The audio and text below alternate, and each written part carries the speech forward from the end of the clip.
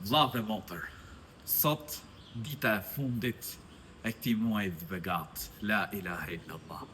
Si ka ikë ky muaj, sa shpejt ikën këto ditë e këto net begata, e lusë Zotin e gjatësisë, që çdo njërin ta mëshiroj. E lusë Allahun e lartësuar që çdo njërin prej nesh të jetë prej atyre që i ka liru i madhi Zot prej zjarrit të xhehenemit. E lusë Allahun e lartësuar që çdo njëri t'ja ketë pranu veprat e tij të mira.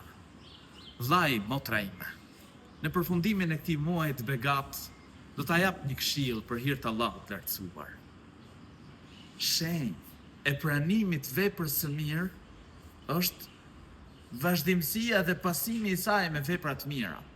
Prandaj, nëse gjatë muajit të Ramazanit ke qenë besimtar i mirë, je fal, ke agjëru, ke lexuar Kur'an, dije që adhurimet vazhdojnë edhe pas muajit Ramazanit. Allahu i lartësuar adhurohet vazhdimisht.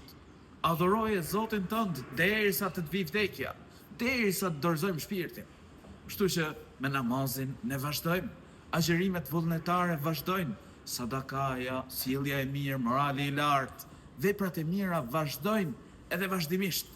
Dëshmoje se je musliman i mirë, dëshmoje se je besimtar i mirë, dëshmoje se je muslimane e mirë, dëshmoje se je besimtare e mirë.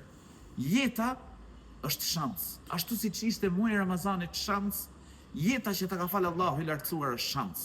Prandaj, shfrytëzoje me fitu botën tjetër, bindju Allahut, largohu prej harameve, e lusë Allahun e lartësuar që të na mundësoj të gjithëve xhenetin. Amin.